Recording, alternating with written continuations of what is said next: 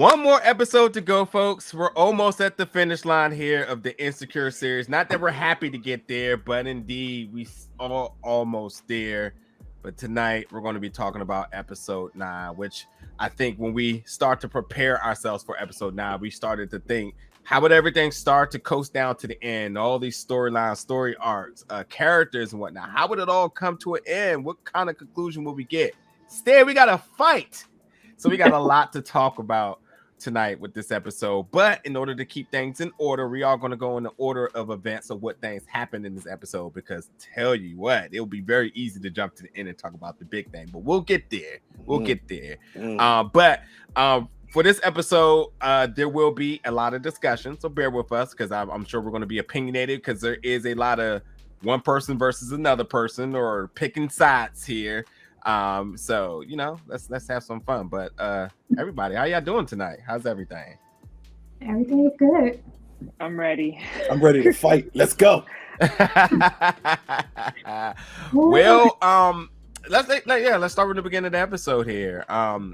We got basically what we were saying about, was it last episode? I can't remember, when Issa was having more or less the dream state of what her future may be. And I think we all sat back and said, well, why can't you have both? And this looks to be the both answer here. She's got an apartment. Is this the apartment that she saw herself in? I can't remember. No, I don't think so. No. Because in her flash forward, if she chose to go with Crenshaw, they were still living in her current apartment because she was still fixing toilets. Yeah. But in her other apartment, the windows were completely different. Yes. For the LCW. Okay. Mm-hmm. Yeah. So this was to me, this is the solution of both, and not just because of the apartment being different, but because of what she said. She said, well, Nathan, you can have your business. You're right down the street from the barbershop, and I'm right in between for the both of them. So this was the happy medium. And I think there obviously wasn't a lot of emphasis on this besides the idea that they are going to apartment shopping and whatnot. But I think this just solves the whole mystery as to what path did she choose. And I think she chose the path that everyone thought was the rational decision. Choose both of them. You don't have to pigeonhole yourself into one. So, that's kind of what we've seen this episode start off in. This seems to be a very subtle and civil beginning of this episode, and then things started to get unraveled. Well, until the apartment dude took the apartment from right under them. Yeah, he was an asshole for that. Listen, I would give him a 1-star Yelp review. Hell, if I could give him 0 stars, I wouldn't give him 0. I wouldn't give him anything. So folks out here like shopping for apartments? What do you mean? LA. Okay. You gotta shop for an apartment. I mean, you gotta go see it. What do you mean? What kind of? Okay, that's a bougie ass question to ask Lucas. Moving on. Nigga, that is what Zillow is for. Well, it's the same. No, it's not. You can't. I'm not buying anything that I haven't seen because I'm not about to go. I mean, they're not buying. Were they buying the place or renting? But you still don't want to go and apply and select and confirm without going to see something. Like that would not be. But no, I only said that because of the way it's set up. When they said, "Oh, can we get an application?" No, we're gonna fill this out up front. You're not gonna trick me.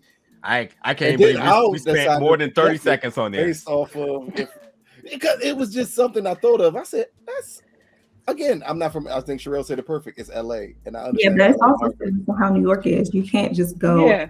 Put in the application. You have to go through a brokerage. Oh God, I have not had enough.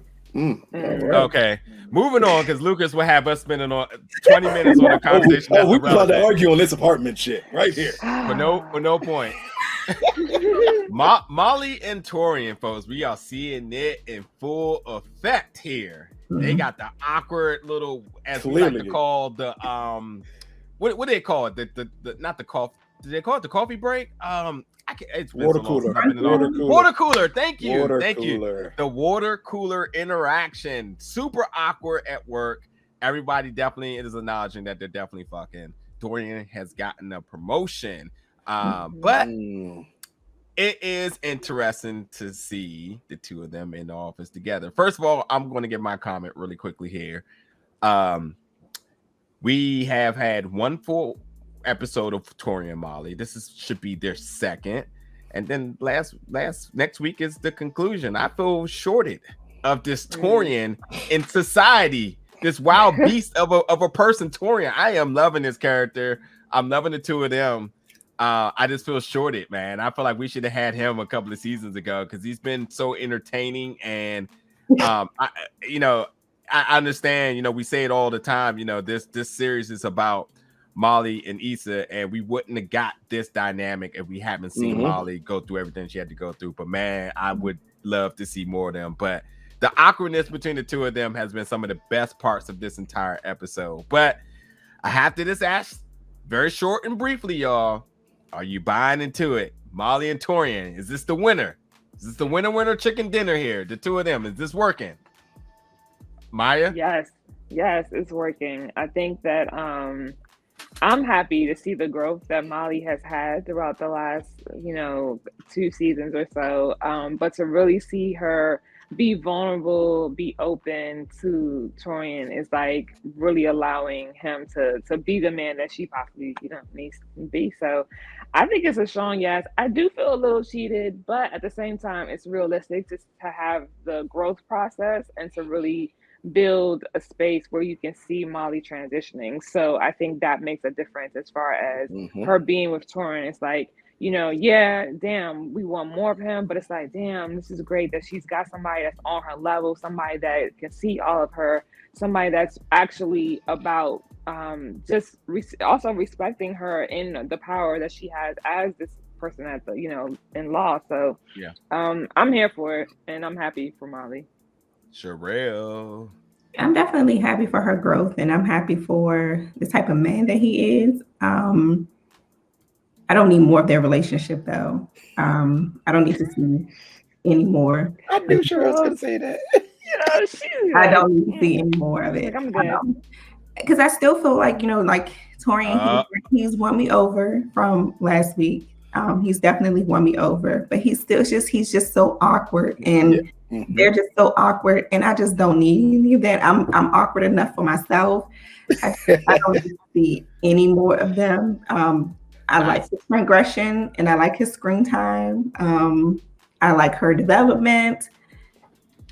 I like them together, I guess, but I don't need to see a full episode or even a half episode of Molly and Torian. I don't need to see it.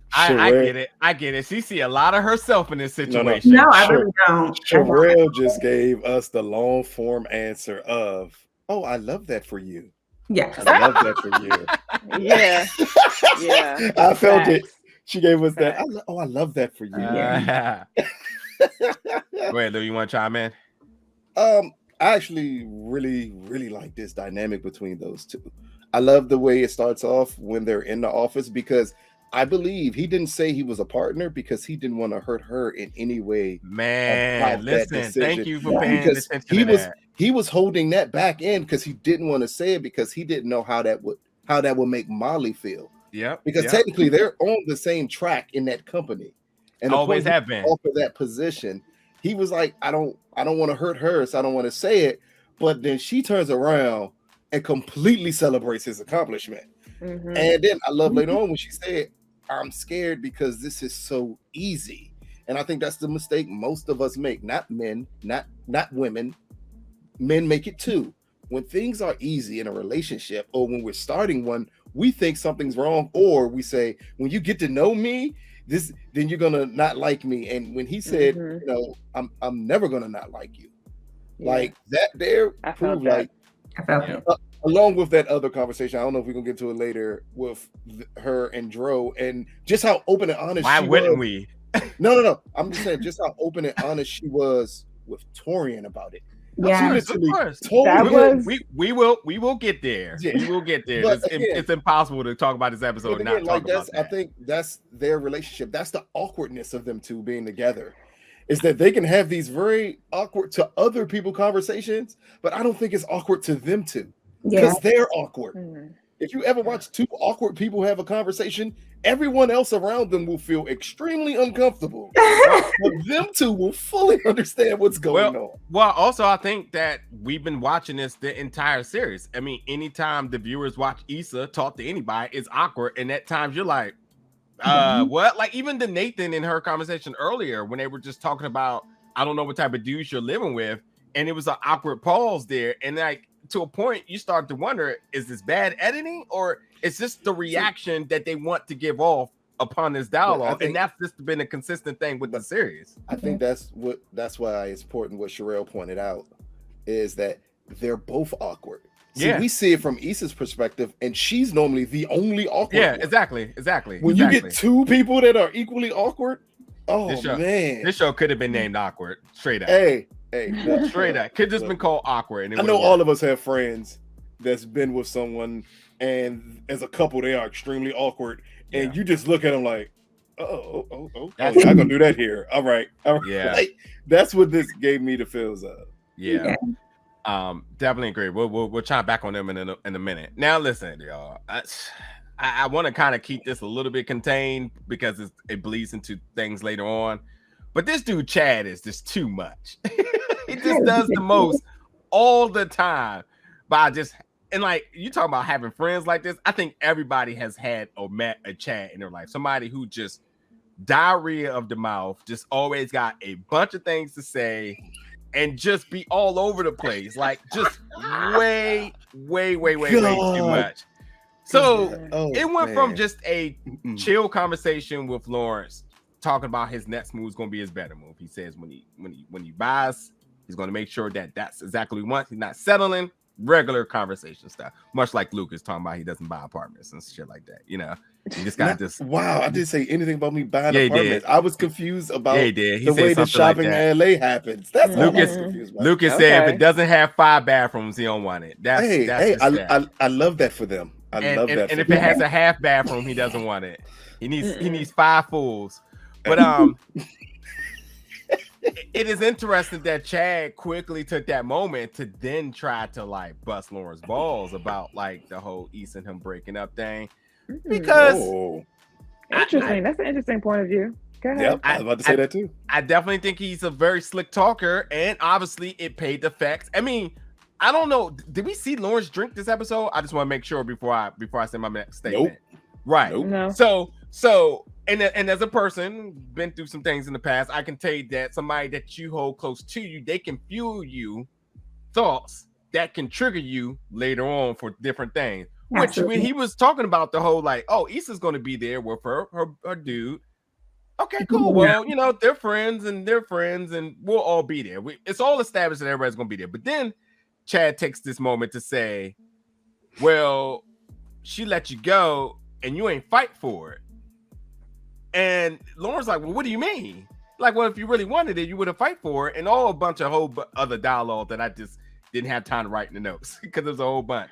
But obviously, it felt like a very passive-aggressive statement to him, because if we notice later on in the episode, Lawrence then repeats the same exact statement to Issa, very angrily charged at her, that Chad gave off. So my question to you all really quick.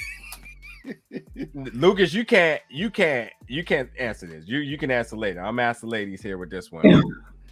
What do you make of this whole scene with Chad and Lawrence before the party here? Keep it focused before the party. What did you make of this energy dynamic that's going on between the two of them? Now, I just want to make sure it is clear that we understand that they are close friends and they are part of the whatever the name that Derek gave them. I've never heard that name. Papa Posse. Papa Posse. Yeah, I never heard that.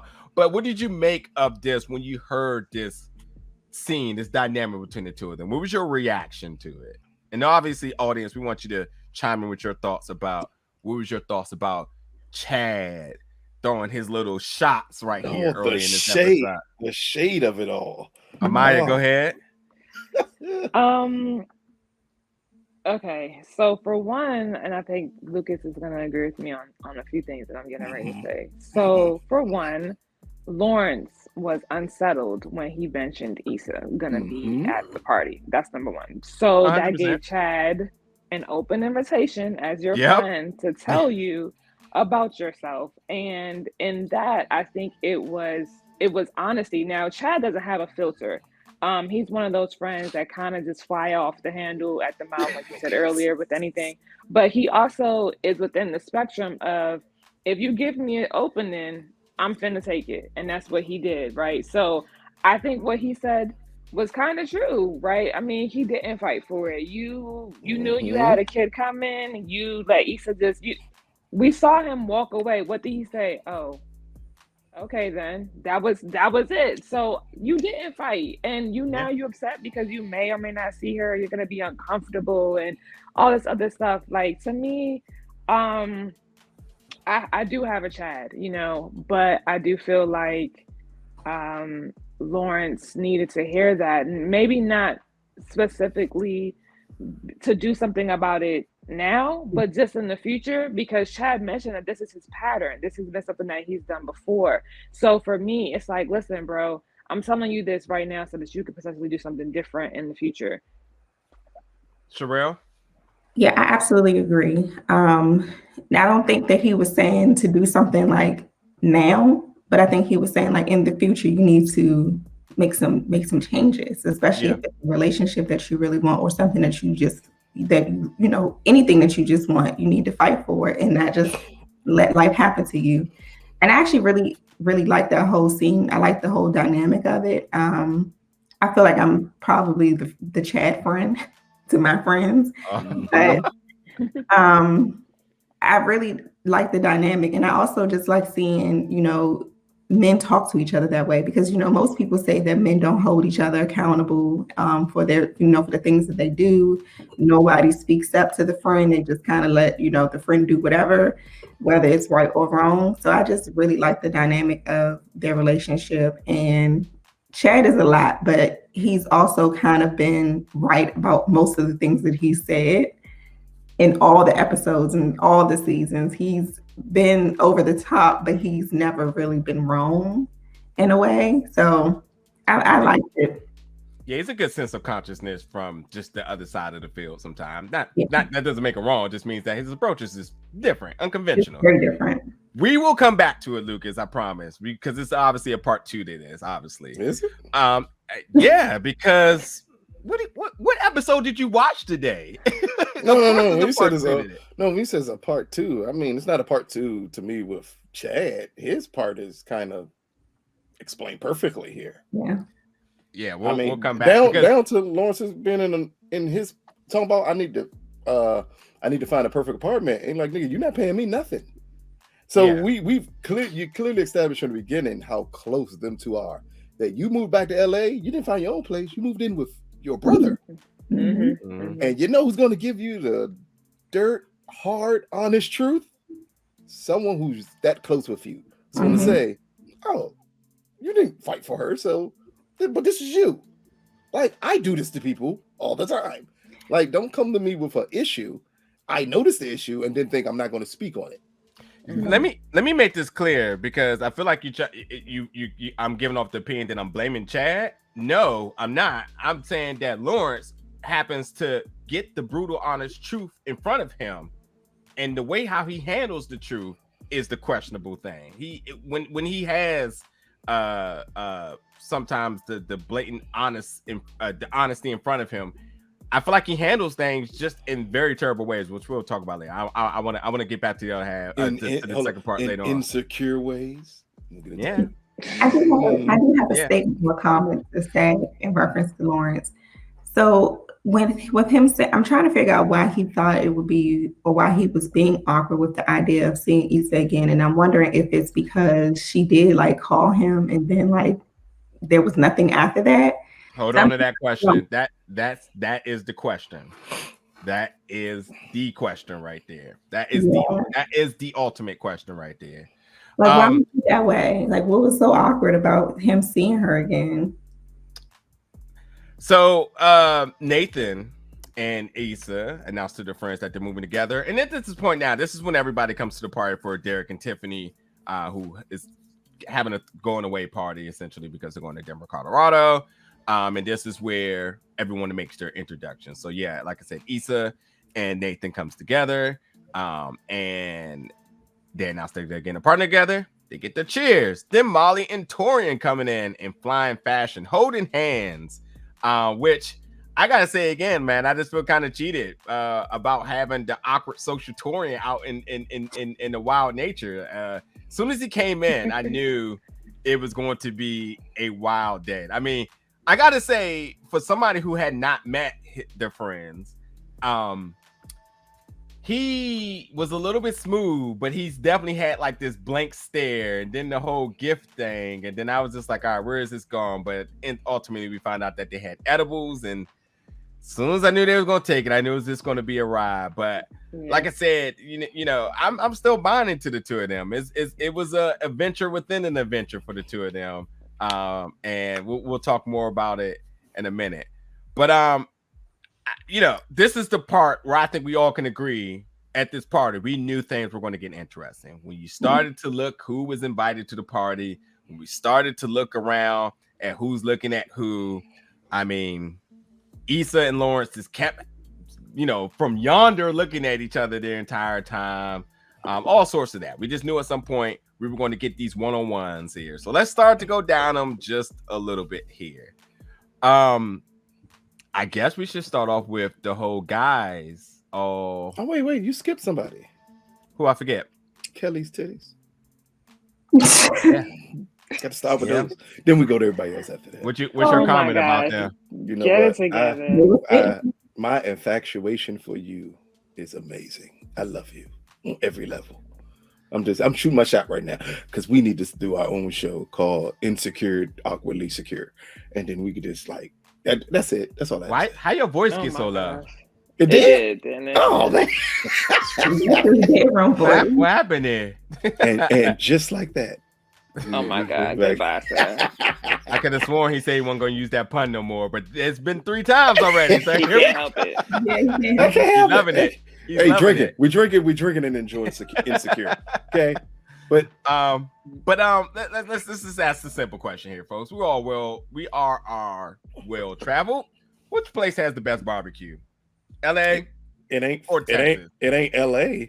Yeah. It ain't LA. It's definitely Texas. Fuck out of here. Like LA? Definitely Texas. Yeah, it's absolutely Texas. And even if Texas, it ain't even Texas. Good, it's Memphis, but like, Memphis is good, but I think Texas has the best. But you're not. No one is going to LA for barbecue. Right. Exactly. Yeah, no, that's just foolishness. But I will say it's important that I brought that up, and obviously, folks in the comments, if you haven't been to Tennessee, Texas, or California, there's another spot. Let us know. I think it is the point of bringing this up is because I think we all have the same consensus of like, if you're making an argument about a place that we all can agree is not on the map, we know you're trying to stir the pot. So at this point now, our senses should be going up like, all right, what's this man Lawrence up to here?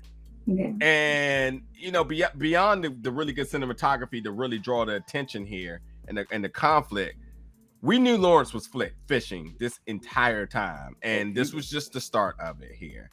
But what do you all make of this whole Lawrence and Nathan confrontation right now in front of the boys? And this dude Torian, man, Torian's awkwardness. Oh my God.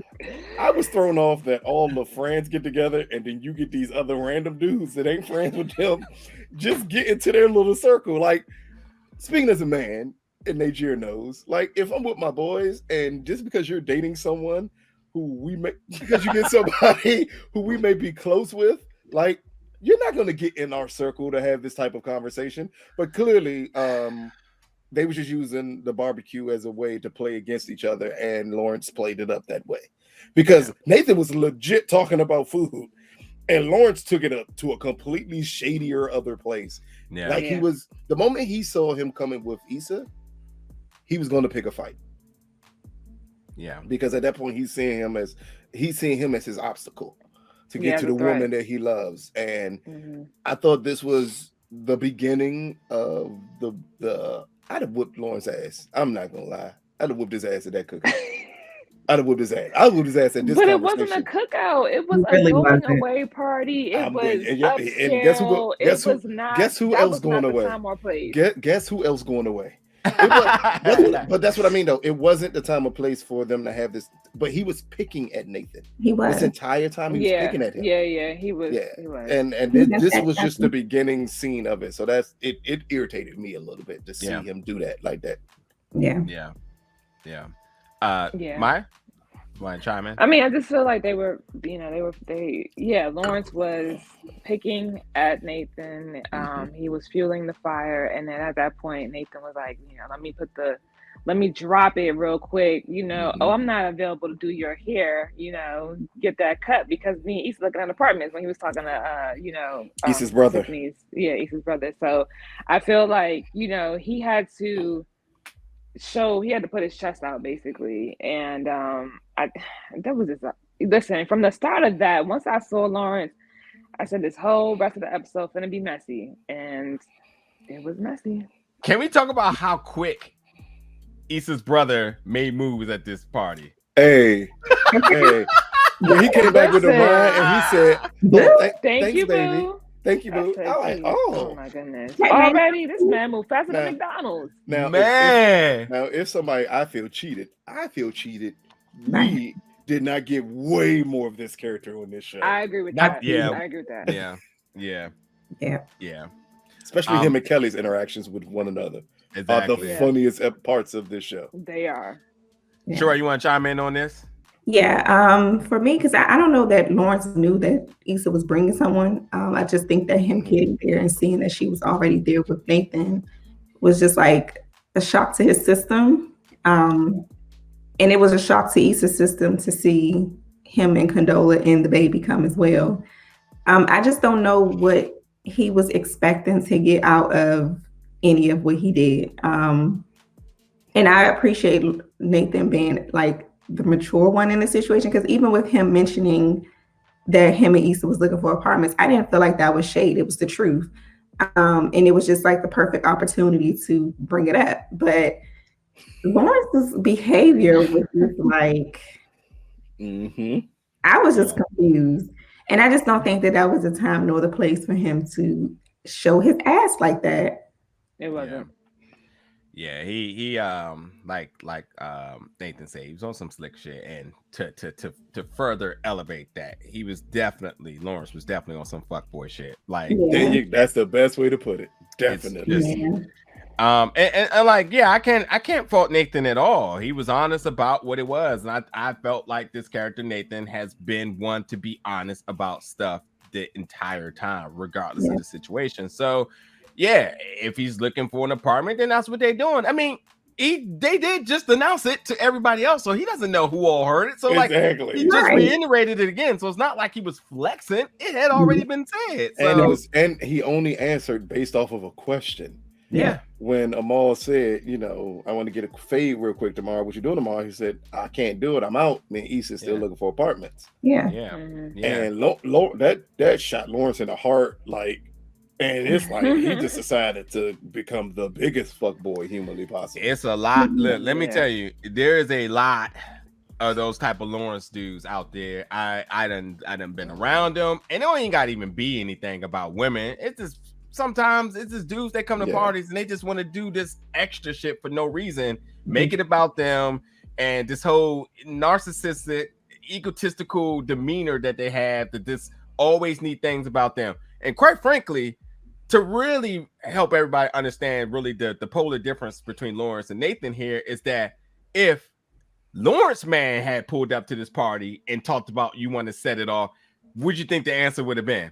Right. Yeah, bro, come back here. Let's peep it real quick. Let's see what's going on. That was one of the best parts of the episode, was Nathan understanding I need to separate myself from this situation, calm myself down. He talked to his boy. His boy is a hothead. He's like, nope, I'm gonna go back. This is not the place. I'm gonna go back and I'm gonna keep it cordial. Yeah, like that's the grown man decision to say, I'm gonna keep it cordial. I'm not gonna feed into what this guy wants me to feed into. Not here, because this ain't the place for me to do it. Like, that was a real grown man decision to make. Because again, I'm gonna give you what you're asking for, because you can stick out your mouth. I'm gonna start full screening you every time you want to go past the third wall here. I'm just gonna let you do your thing. So look, at this point now, Dro has made his return. This is the first time we've seen him this season. Yeah. He has in a few seasons. Yeah, you're right. Well, Molly made sure that that everyone knew. Dro, oh shit, did everybody hear that? No. Did she say Dro? Did she say, oh fuck? And Oh, everybody Yeah, looked. I think she did. Yeah. Were you happy to see Dro? Do we need Dro? And what's your thoughts about where's he been? You know, we got a quick update on his life. New chick, divorce, mother running the mouth. And then obviously they get we'll skip to that and we'll come back. We will skip to this and then come back to the little gap that we missed between here. But we did know with Dro being there at some point, we were going to get the Dro and Molly interaction because that's what the party was. Everybody's going to run into somebody here. But now that Dro is back, and they had the conversation between Molly. First of all, before we actually talk about what happened, what did you all think was going to happen? Or what was your, let's say, your tidbit about that scene potentially happening? And just if that doesn't make sense, let me give you mine real quick. I thought, because I believe when we talked about Molly's biggest regret, somebody brought up Dro. I don't know if it was on the show or the comments, but somebody brought up Dro. And I start to think that Dro potentially could be the one that she regrets the most outside of Andrew. So I knew this was the ultimate test to see how far along has she really matured in everything that she's been through. So if she can overcome this, then she's good to go with Torian. Nothing to look back on. So I was very interested in seeing it. And I got to say that if this was considered a test, a moral test or some sort, she passed this with flying stripes. So I'm very happy for Molly. I probably got to look at some of my old reviews about when I didn't like Molly and kind of last year. Don't remember last year. We kind of think about my own personal growth here. Yeah, exactly. We love this for you that you've come this far. But what's your all thoughts about Dro and Molly in tonight's episode? Oh, Maya, sorry. I should call. No, it's fine. No, it's okay. So I thought that they were going to silently acknowledge it and keep it moving. But when you're high, you do things that you would not normally do. And therefore, I think that this conversation between her, Dro, and Torian went way better than it would go in real life. Let's just be very, very honest about that. This is weed, okay, folks? So please do not try this at home. I think that it was a good idea to be upfront. And of course, again, like I said, Torian, was like, hey, you explained it very well, whatever. But did we need Dro? No, don't care that he's divorced. Don't care he got a new girlfriend. He made the appearance because the season or the show itself is ending and they wanted to bring everybody back. Okay. Sherelle. Literally my sentiments exactly. Right. I didn't even think that they even needed to address anything because he was married and they had an open relationship. None of that was even needed to have been said. Honestly, I mean, really, like, let's be clear. It didn't need to be said. All she had to do was stand there, say hi, introduce her guy, and keep it pushing. I wouldn't have said any of what was said. Like, it really didn't need to be addressed. But here we are, they're high, and it happened. Key part. The way that it was handled was the best possible way that it was handled, because somebody could have got jealous, somebody could have won the fight. Dro was confused. He was just like, all right, I'm gonna go. It was very awkward and it was over. It didn't even need to begin. Yeah. Lucas, let me ask you a question. Just to tweak that just a little bit. Now, I definitely agree with the ladies' responses here. But because Torian wasn't actually a part of that conversation, he just happened to just stumble across it because he was high and he was wondering. So he ain't stumbled across it. I think the setup was beautiful the way they did that. Because Dro asked her, "So you here with somebody?" My like, yeah, him.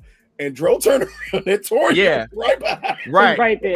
But he wasn't initially a part of the conversation. It wasn't like the three of them. Them talking. Right. So if Molly wasn't 100% transparent about the relationship, because he kind of was like, well, the person you with, he's like, yeah, him, and then she kind of like, so what's this? Oh, I don't want to. Don't quote me on that, because he didn't ask it in a hostile way. Ask a single question. No. Molly gave him everything. Right. Yeah. So do you think that she overshared, or do you think she was adequate in explaining everything what it was and just letting it be? She was extremely high. So you know what happened?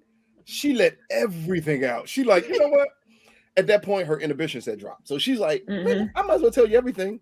He was married. They had an open relationship. We hooked up. We were dating. And then Dro gives her this weird look. And she said, oh, no, we were hooking up. And that's what it is. Yeah, and we're good now. That's it. Yeah.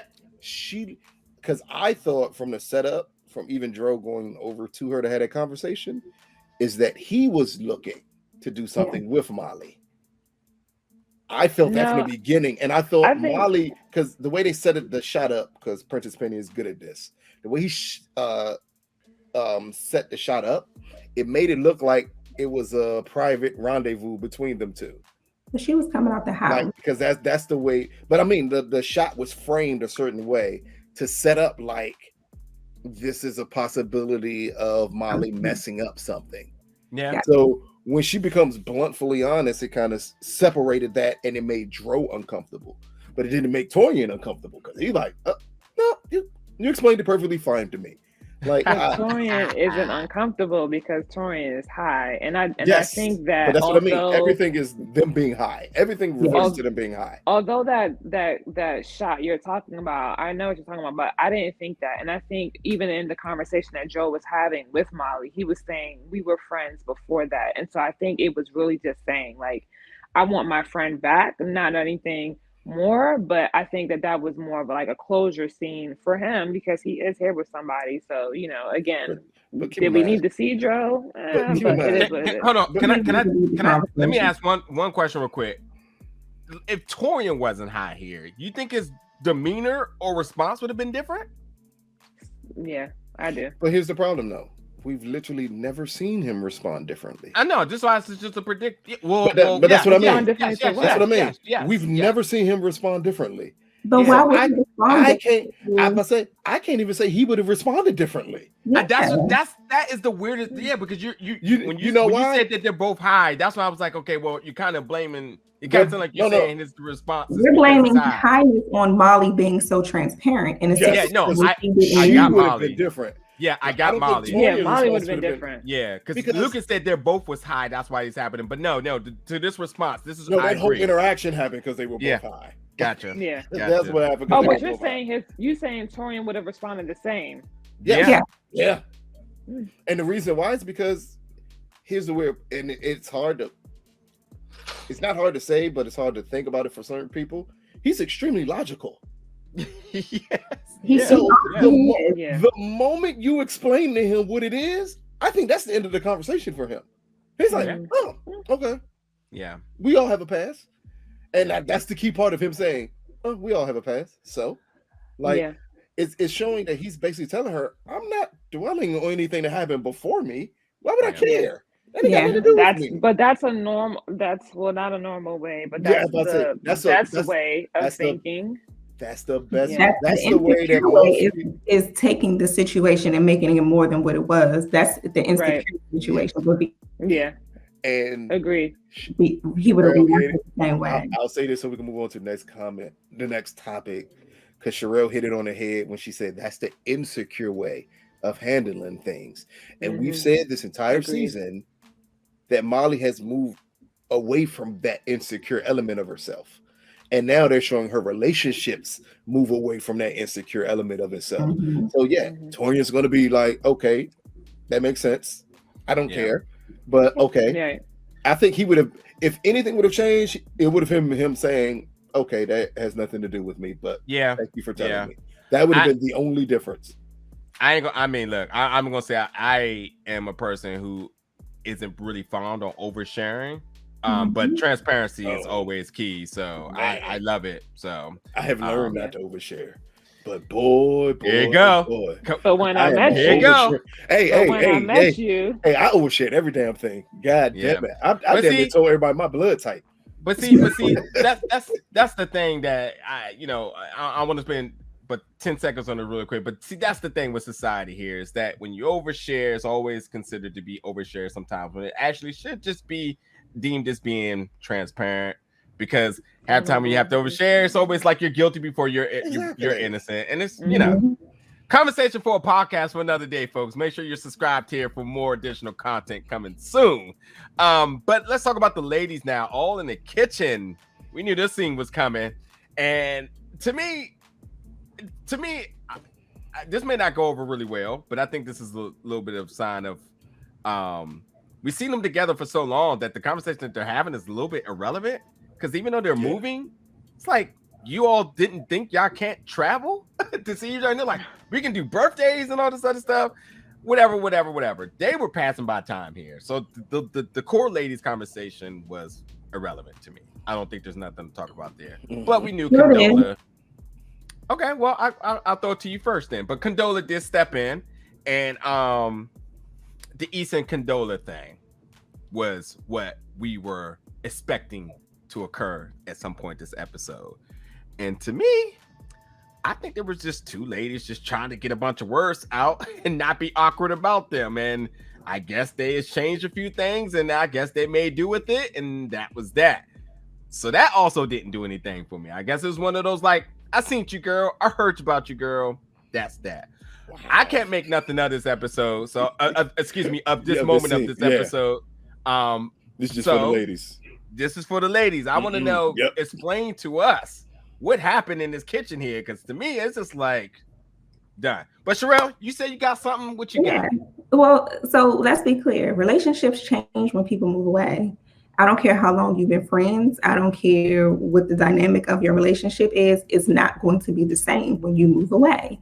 So having these discussions in this kitchen about, well, it's somebody else's birthday. Let's plan this. Because number one, you do have to plan now. It's not where we can just call each other and meet up on Sunday for self-care Sunday. It's the dynamic of the relationship changes when someone moves away. So to have these discussions in this kitchen is key because this is giving them the green light to say nothing's going to change, but if it changes, this is what we can do to kind of like minimize the change. So it's very important in a girl circle. I don't know about guys, but it's very important to have these conversations because relationships do change when someone moves away. It changes when you have a baby and it changes when you get married. So to have this conversation in the kitchen is very key to any relationship, any friendship. Now with Issa and Condola, that was just awkward as hell, and it didn't. It was about as bad as the scene in the hospital when she bumped into them in the hospital. No Sparta kick this time, though. Right. Okay. So for me, with them, it's like very awkward because number one, I think Issa doesn't know the dynamics of Condola and Lawrence's relationship. Mm-hmm. And I don't think I think that's why she's awkward because she doesn't know like if they're together, if they're not together. Mm-hmm. And it's none of her business. I mean, at the end of the day, but then on the end of that, I think Condola saw the way that Lawrence was looking at Issa. So for her, it's awkward because she's like, well, damn, my baby daddy still probably has feelings for this woman. But I think the way that it was handled as far as like her kind of like saying, well, I saw your art walk and, kind of just like giving her, her pat on the back for it, mm-hmm. Whatever the case may be, it was still just an awkward exchange that didn't need to be awkward like that. But Issa is awkward and mm-hmm. Yeah. Yeah. Amaya?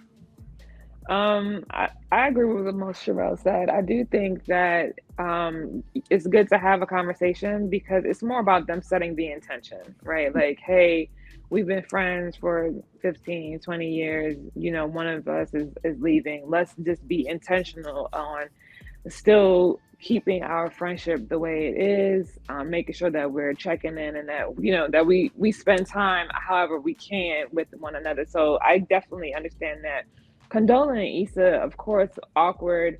I think they're both awkward though. Like, they're trying to figure out, how do we move past the last time we had our encounter, right? Because I think the last time that we saw them was right before, maybe at the. I want to say it was at the festival, but I can't. I'm not 100% sure, but I believe it was at the festival. So now it's been obviously a year, has passed, some time has passed. And this is a lot, to bump into the woman who now has Lawrence's child.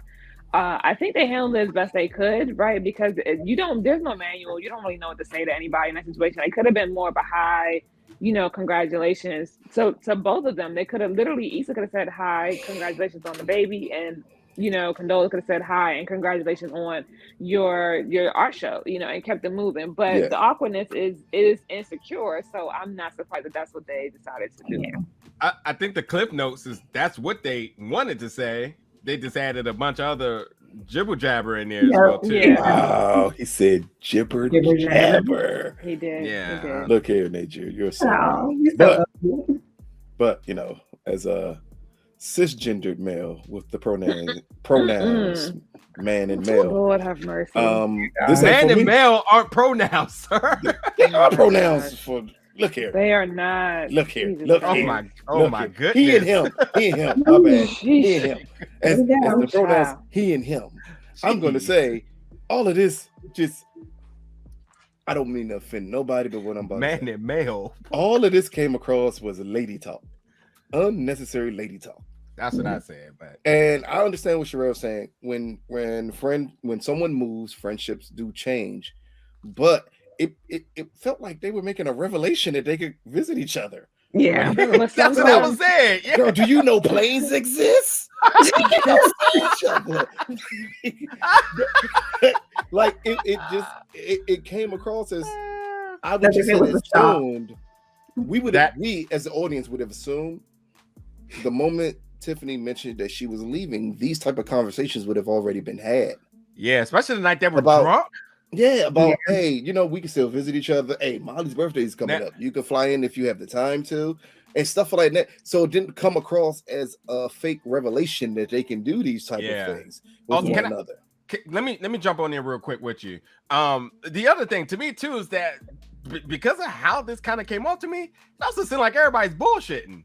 Like they saying all these things they're going to do and then don't do it. I don't think the women are the core group. Yeah, but I just feel the way they set it up, it was unnecessary. Yeah. So they set it up like that because it's.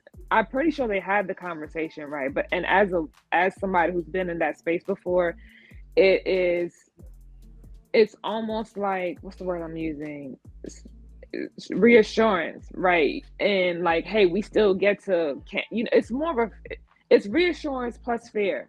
Because this is your friend who's leaving, right? So while it doesn't make sense per se, it's one of those things that are saying like, man, we're like you are really leaving, but we can still do all these things. And I'm pretty sure that they've had the conversation before, but it's almost like saying like, hey, our friendship doesn't have to change. It's just a repetitive reassurance type of thing. Like the color purple. I don't know what that means. I don't know what that means. I must never part. Like there that. we go. Yeah, I don't remember anything about that. How dare you? But again, I think it was just to wrap it up. It was the Condola and Issa conversation was the big moment everybody was waiting on. But as Amaya and Sherelle said, it literally could have ended with, take care. I'm happy for your job. I'm happy for this. I love that. I love that for you. I was trying not to say that again. That's what I was thinking. But then it ends there. Yeah, it ends there. I think, but also, no. Maybe it was short-lived because maybe that's what we're gonna get the final episode. No, I'm just saying because at one point we also got to acknowledge at one point then they were developing a friendship before everything blew up. Right. So that's what the awkwardness could be shown from is that maybe they actually have no issue being friends with one another, but it's just big, looming, petty, shady and not guy to mention, in the middle. And not to mention too, it's also business relationship. So their conversation was never really extensive at times. It was just business centric. So who knows? But let me just sum this one part up, and then let's get to the final part of the episode. So obviously the Molly and Torian part, this is where they expressed, which we talked about a little bit earlier, about how Molly is reserved because things are natural for her right here, and she's having a good time. And I think OG Molly is self-destructive, so her being in a different situation, a different mindset with a different partner, it's all new to her, and they had a really good moment. So we talked a little bit about it earlier, so we won't spend too much we won't reiterate on this here. But let's get to the fight, final part of this episode here. So before we talk about this, I just gotta say that me personally, if you've ever been to a party with a significant other, or even just a friend, I feel like Issa did something very, very wrong here. And to me, she should have never left Nathan's side for long this entire party. He knew nobody here, to a point that he could be isolated in a sense where these type of things could happen. Knowing that she knows Lawrence, the situation, and at some point there was going to be a conversation to be had, and I just don't agree that she should have left him by himself. Wow, not the hair flip, Sherelle. I'm ridiculous right now, but okay, go ahead. No. Hey, Nadia, finish, because I understand, my brother. This is a difference between men and women. I fully understand what you're saying. Oh, ahead, because because like you think about this now, like Nathan already gave her earlier in the episode like something was up when he said, "I'm not hungry," and she looked over like, and then she went about eating all her different tasty cakes for the rest of the day and so on. Are we doing this right now? I'm just saying she should have read the room just a little bit here. It's different between men and women. Just let them finish. Go ahead, King. Go ahead, Black King. Let us get to one where we can say what we need to say. Yes. So they can interrupt you. Go ahead. For sure. I just sum it up, and I just say that I think Issa should have been a little bit more attentive to Nathan at the party. I'm not saying that she is his dad or anything of that sort, but they did come together, and they should have been together more so than none, because Issa was definitely just around and about all by herself. Anyway, this brings to a point where Lawrence and Issa, the moment we knew was finally going to happen in this episode. And this is where Lawrence says, "Why'd you call me?" She said it was a mistake. And this is the part where Chad comments starts to come from out of his head on the tip of his tongue, now being said to her about, "I don't want you to think that I didn't fight for you, and I don't want to leave this party not saying something I should have had." I think he was quoting some Lupe Fiasco here. And then he goes completely out of hand here. "Are you happy?" I can't even believe he asked that. That's the shade of it all. Shade of it all. And then he said, happy? "I'm not happy if I'm not with you," because he loves her. Najee, why you drag this out? I'm just getting all the points out. Right. Keep taking real long, baby. I'm in the same room right now. I'm getting all the points out. You got the ladies ready. They are ready to jump on getting them fuel. And then I'm going to defend you. So we're going to let them go first, because I'm going to defend what you say. And now I'm just going to leave it at, and then I'm Team Nathan on this one. But I will say one thing. Two things about Lawrence here. Lawrence is a fuckboy because he only pulled this stunt because Condola left, and he saw this as his opportunity, and I would even say, even if she was still there, he was charging up this moment the entire party. He wasn't even here for Derek and Tiffany. He was here off the strength of proving his point to Issa. As a matter of fact, I almost want to say, because of just how immature he is, that he solely was at this party to find out why Issa called him.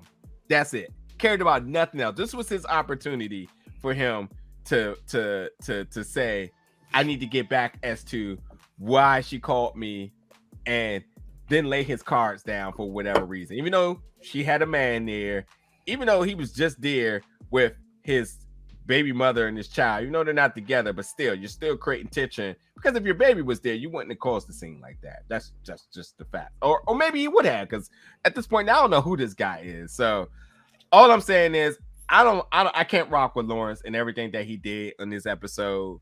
And it's just messed up. And say one more time what you said about Issa before the ladies comment, because that's going to be interesting. Oh, and then Issa. Yeah, Issa should have definitely had been closely monitored with Nathan. Oh, and I got to give Nathan his props for one more thing too. This is the first time Nathan's raised his voice. He's been chilled the entire time, and I got to give him his props for that because and Lucas has said this, and this has always been something that stuck with me. They always say like you're an angry black man when you yell, right? And the fact that like I'm just looking at these ladies' faces. They like, nigga, if you don't finish up, don't shut the hell up. We can get into your ass. Go ahead, Sherelle. Make it good. I love how I can't. I got to moderate, but then I can't say shit. God, okay, I love this show. Listen. It's not about her leaving his side because if you look at the scene, she took trash out. So was she supposed to walk to the trash can with him, or what? I'm just confused as to why you feel like she should have been at his side the moment she took the trash out. No, let me ask you a question. How often was she with Nathan this entire episode? But how often did you actually see her or any of them with their significant others other than the scene with Torian and Molly in the closet having sex because they were high? I seen Tori and Molly together. I seen Tiffany and Derek together. You only saw Tiffany and Derek together when they had said their goodbyes or their cheers. Then you only saw, they're the only couples. I mean, and then that was it. I seen Lawrence and Condola together when they had their baby, and then you didn't see them anymore when she left. The only time you seen Issa and what's the face together is when they was at the table and he was like, "Oh wait, homeboy's outside. I got to give him the key." That's probably. And Amal and his boo was together the whole show. They was together. Snagged up quick. Yeah, rubbing on his hand and everything. The dynamic of the fact that they were two men when they were all separated. You got to see two men because they're gay with other men. So the dynamic of the entire situation did not require Issa and Nathan to be together the entire situation. Oh, I'm sorry. That they lined up perfectly because of the simple fact that she went and took out the trash. Now I understand him being. Hold on. I'm sorry. I didn't get to lay my trump card down. I'm sorry. I forgot about the most important part that we've been talking about Issa this entire series. Did Issa just conveniently make herself available for Lawrence to walk into her? Oh my! At the end of the day, you're reaching. And you doing too much. So I need you to be silent at this moment so that me and Maya can have forward, and then we can Lucas decide at the point is of a puzzle that are not there. You're just trying to make up stuff magically that's not there. It just so happened that this was the scene where she took out the trash, and she even mentioned it to Nathan when he walked up. I was just taking out the trash. And she really, truly was. This was all Lawrence. This had nothing to do with Issa. This was all Lawrence being an ass this entire episode. And as much as I like Lawrence, I did not like him in this entire episode because he literally did everything possible to like ruin this whole day. And it just so happened that Nathan got the shitty end of the stick. Now, I cannot speak on anything outside of this, but Issa didn't do anything wrong in this piece of whatever you're trying to make her seem as if she did something wrong, because all she did was take out the trash. Amaya? Oh no, go ahead, Lucas. No, wait, why are you throwing shade at me? We're gonna go back to back because Sherelle's battling Nigeria, and I'm gonna take you one. So go ahead, Lucas. Yeah, Lucas. One, I don't agree with Nigeria that she is wrong for walking to the trash can and Nathan not being with her. I fully understand that all the couples split in this episode because they showed it all the time. The women were separate, the men were separate. So that's not the issue I have with Issa. The issue I have with Issa and why this is really her fault along with Lawrence's fault is because the moment he started talking, she should have ended that damn conversation. The moment he said anything to her, nah, we're not having this conversation. walk the hell away. The point that you stayed there, you know why she stayed there? She stayed there because she wanted to hear what he had to say. That's on her. So when Nathan reacts the way he does, it's on her. It's all on her because she left the door open for Lawrence to say anything to her, because I'm pretty sure any woman at this point in time can understand when a man is about to say something that you can just walk away from him. We ain't gotta have this conversation. What is the point of this conversation? I'm not gonna continue this conversation with you. That whole, well, why did you call me? It's time for me to go. That, are you happy? Nigga, I'm gone. Like, all of that could have ended right there, because it didn't end because she didn't want it to end. So she created that situation because she left that doorway open for Lawrence. I'm not saying that Nathan should have been with her the whole time, walking hand in hand to the trash can, but she left a door open for him and he took that door. The same way we said that Lawrence left a door open for Chad and Chad took that door is the same way she left it open for Lawrence and Lawrence took that door. Because just imagine this. They walk up, she's scared. He says a word and she says, I gotta go. Do we have any of this other? Do we have the fight? Do we have any other confrontation? We have absolutely nothing. The most you would have is Lawrence screaming at her as she's walking away from him. But we can tell from the way this episode was set up, as Amir, Jesus, as Najir said, the longing that they gave each other from across the party, that she wanted this to happen. She wanted to talk to him. Because if she didn't, all she had to do was walk away. And no one could tell me that a woman can't walk away. Because the moment you tell me a woman can't walk away, you tell me a woman can't make up her own mind about anything. And if she loved Nathan, she'd have just walked away. Ain't no need for us to have this conversation. Especially the moment he says, are you happy? Nigga, I'm out. The fuck you mean? That's the end of the conversation. I'm walking away. But she engaged him. And the more you engage him is the more you put that battery in Lawrence's back for him to keep on going. I'm not excusing a damn thing he did because he's a fuckboy to the nth degree of everything he did. But we got to understand, it was a motherfucker who was plugging his ass into the charger and letting that battery charge up. And that was Issa. Because if she ends that conversation, nothing else happens. And you can't make it make sense that she didn't walk away from him. The moment after that little awkwardness of her being scared, the moment he starts the conversation, it's the time for me to walk away. I don't need to have this, because again, as we all said, this is not a time nor place. Issa literally says this is not a time nor place and doesn't walk away from him. But at least she said it. You trying to say if I say no. If I say it's not a time nor place, but yet I still engage you. Because if I say if it's not a time nor place, guess what I'm doing? I'm walking away. Most women I know, if they tell a dude, this is not a time or place for us to have this conversation, you know what they're not doing? They're not standing in front of you to continue that conversation. Yeah, but they're leaving that. But no, keep in mind, it's about he did try to block her too. Yeah, he blocked her. And guess what? If she walks, and then the next thing you know, he's grabbing her to keep her there, does that not give a different perspective of that whole situation? I really quickly, I tell you what. That's the only issue I had. Is that she could have stopped it. She could have stopped it just by ignoring him, walking away. She could have stopped it. But we understand why she didn't, because we saw as the audience, we saw exactly everything that happened. We saw when he walked into the room, how she reacted. We saw how they were reacting with one another this entire episode. So to me, both of them wanted this confrontation to happen.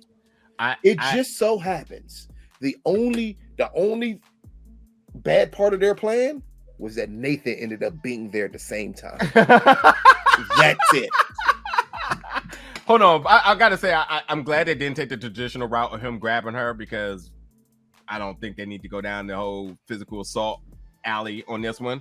Yeah. But I think it does affirm everything you're saying, because if there was actually no physical restraints, then obviously that means there was a outlet of getting out of the situation. It was a restraint. It was an emotional restraint, because I said physical. That's what I said. Yeah. You wanted to have that conversation with him, but guess what? I can't tell you this is not the time, no place, and yet I still want to have that conversation with you. Yeah. When you start disrespecting my relationship and the man that I am with in this situation, or the woman that I'm with in this situation, because I've been in this situation, when you start disrespecting that person, In this situation, I'm leaving. I ain't got time to deal with you. She chose not to. Amaya does. Child. Y'all ready or no? Okay. I'm ready. I will agree with one thing Lucas said. Damn. Just one? Just one. That Issa could have walked away in the initial, oh, you scared me. Oh, it's all good. Didn't mean to scare you. All right, cool. She could have, right? That's it. You are an adult. You are a grown ass man. You are solely responsible for your actions and your choices and your words. Lawrence should be held accountable. Now, I don't know about this longing across the room that you saw, right?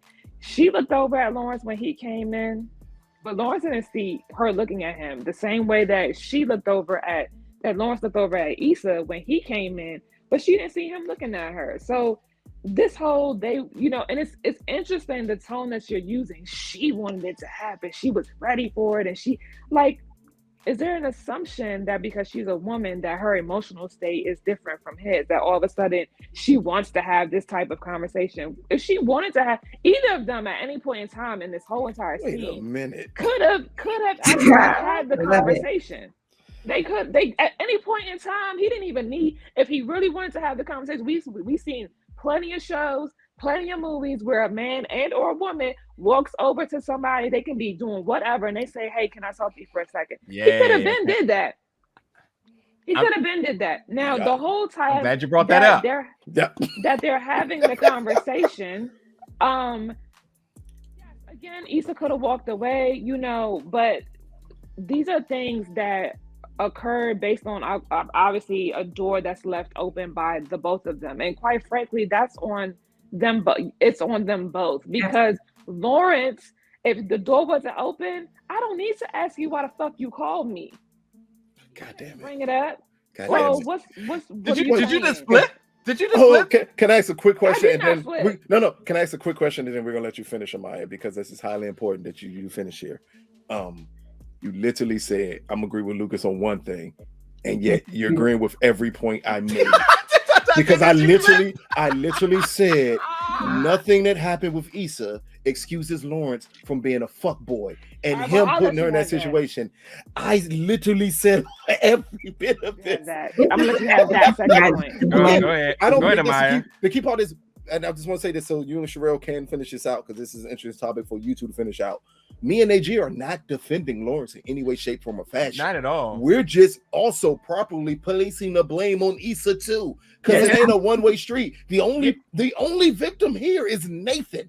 He's the victim here. Can I? I just wanted to just add one thing. I need to clear something I said real fast too. When I talked about Nathan and Issa being together at the party, again, this is not like a pet of some sort. I'm saying, and this is probably from personal experience, but I'm saying the more time that they spend away from each other, the more time does that other person decide when they can pick their moments into trying to get in there. And that's where that longing from is where I'm saying he picked his moment. Yeah. And then irrelevant to the scenes that's in this show. It's just irrelevant for you to even make that point. Because I can speculate then on that note. Not to say you that, can speculate, but it sounds like a babysitter situation when you say no, it's not. Hold on, Lucas. I'm not saying that. What I'm saying is that's what it sounded like, because when you say they spend too much time apart, Issa should have stayed with Nathan a lot more. That sounds like I need to babysit him. He knew people. He knew Kelly, Tiffany, and the rest of the squad. So now that I understand what you're saying, that's completely different. But the point is that yes, while Lawrence, it's still mainly on Lawrence, because this is not the time or the place. There was no need for you to look for an opportunity because there wasn't one. This all 100% this at all. You should have never had the conversation here. So he doesn't even. Lauren is 1,000% guilty. All I'm saying is that I feel, and I could be wrong, just to be clear, I feel that Issa allowed opportunity because she wanted it to happen. That's all I'm saying. I'm saying if I didn't want to be, if I was in a room with if I was with my significant other and I was in the room with an ex, I'm just going to make sure that I do everything in my possible so that doesn't happen. Yes. Yeah. But what does it matter? Because again, Lawrence could have come over while she was with Nathan and said, "Hey, can I talk to you?" But guess what? No. The point is that every part of them being at that party was an opportunity. She could have been grabbing food, getting a drink for Nathan. She could have been talking to Molly. She could have been talking to Kelly. It's too easy to say she left some sort of window open and she let it happen. Okay. She allowed it. That's ridiculous. Hey, I'm taking the trash out of my friend's party, and you telling me because I'm doing something out of the kindness of my heart that I'm supposed to now make sure Nathan is with me or Kelly or somebody's with me, so that this doesn't happen. That's not even realistic. That's my point. Let's just wrap this in a little bow. When she ends up with Lawrence in the last episode because of this situation, we'll know that we were right because she left the door open. Okay. That's and also, I'ma leave that door open. That's what she did. That's what she did. Because again, I think they both could have had a conversation. I think both of you. She didn't call Lawrence back. I know you agree, Amaya, and I think Sherelle would agree. If she'd have walked away, we wouldn't have had this discussion, would we? But we need to have the discussion. We had the discussion. No. I understand. That's the only saying. The whole conversation. The whole conversation. The reason why Nathan's going to be mad, and I guarantee he's going to bring it up in the next episode. Why didn't you walk away? Why did you stay there and engage him? You know that's your ex. You know this situation. You know how this is. You know how awkward you still are, even bringing his name up. Nathan pointed him out when he walked in the room and said, "Oh, that's him." Mm-hmm. The moment he said, "Oh, that's him," that means I didn't know him until your reaction told me that was him. He pointed it out to her. Nathan has never met Lawrence. Nathan has never met Lawrence on this show. Ever. Yes, they did. He knew. No, they did not. No, they did not. And because he wouldn't have made that statement. He literally pointed him out in this episode and said, "Oh, that's him." And he said that after he walked in and she got completely distracted by him. And he said, "Oh, that's him." Come on now. I'm not saying I am not saying it's an issue that Lawrence wasn't wrong. I just don't like that you tried to blame her for something that someone else did. Yeah, because you definitely did. No. That's why we're arguing. It's a proper amount of blame on both of them. No. The way you said you were not as passionate about Lawrence as you were about Issa. You were like, she left the door open. She wanted to happen. You see, that's the whole reason why I'm not gonna say what I want to say, but clearly you can see how women hear what they want to hear. You've been calling Lawrence a fuckboy this entire episode. This entire episode. The whole narrative of our whole season 5 review is that Lucas don't like Lawrence. This, by the way, I'm about to say, I don't know why people acting like this. Now y'all trying to be passive aggressive. The whole purpose of Amaya and I've been upset was because you both pointed blame on Issa. The whole purpose, the whole opening to Niger was that Issa did something. Your whole opening, Lucas, was that Issa did something. She didn't do anything but exist in this moment. But Sherelle, did we forget at the beginning of this episode when I said that Lawrence was an asshole and that he did all of this? But that doesn't matter. I literally said that at the beginning of the episode. So we all agree on Lawrence. Yes, we all agree on Lawrence. I'm also saying that she has just as much blame as him. Because if she'd have walked away, all she did was conversation. All she did was not walk away. Let's wrap up tonight. Let's wrap up tonight's episode by just asking a simple question here. If Issa has put a bow on this whole thing with Lawrence, right? If she's completely done with him and she's moving on, and this whole interaction between the two of them was obviously provoked and executed by Lawrence. At what point during the season did we ever get that indication that when Issa was done? When did she make that definitive decision that she was done with him? Never. When she walked away after the airport. First episode. That's when you got because Lawrence was in her dreams last episode. Sure. But what I'm saying is, you can still. So here's my thing about relationships: you can end a relationship and still have feelings or have emotions towards something. She ended the relationship, and I don't know, was she right for calling him? I don't think she was right for calling him because you're now in a new relationship. We already discussed this. Yes. So my thing is she walked away from the relationship, and that's just what it should have been. And him coming back saying that he should have fought for her, he shouldn't even have said any of what he said. Oh my God. Can I say one thing before Maya speaks? Because Maya said the last word on this because she should close this out, but I just got to say one word about it. I tell you what, I even got a better idea because we're way over our time here. We usually try to keep it about an hour. We got a finale next week, and we're gonna definitely get all of our answers. No, I just got one thing, because Sherelle, you literally what you just stated about Issa, went against everything that you and Amaya have been saying over the last 3 episodes about her. Down to Molly having to talk her out of calling Lawrence at the party because Molly told her to wait it out to see what you want to do. We understand she has never closed the door, and we literally have had conversations that she has not closed the door with Lawrence. That she has left the door wide open for Lawrence. And to the extent of Amaya saying maybe she rushed to her decision making because he was having a baby, and at times maybe we do that, and maybe she still loves him. This particular episode about all the other episodes, and the whole argument that we've had today was about the Issa existing solely in this episode. We have not talked. All I'm saying in this episode, Issa in this episode translates from the whole season. It's just a progression. It's just a progression of herself. That's it. Issue. Okay, I'm done. We're finished. I definitely got to wrap the episode. The finale is next week. I hope you had a good time with this one. Whether you are Team Lawrence, whether you are Team Nathan, whether you are Team Issa, I think we're going to get all of our answers next week should be a crazy finale and so on. So I think by all means, we need to know you all's comments, commentary, discussions, feedback for tonight's episode. By the way, somebody told me I was a bad moderator in the last week's comments. Man, I would usually fire back on something like that. But hey, I'm glad you watched and yeah, so you did your job for me. So I love you for that. So peace and blessings to you. But we'll be back obviously for next week.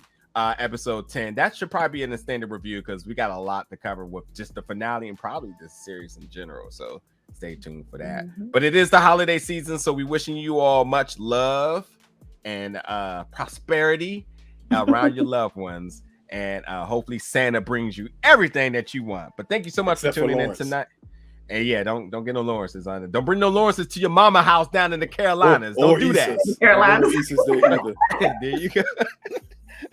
Oh my God. Goodbye, y'all. Thank y'all for watching.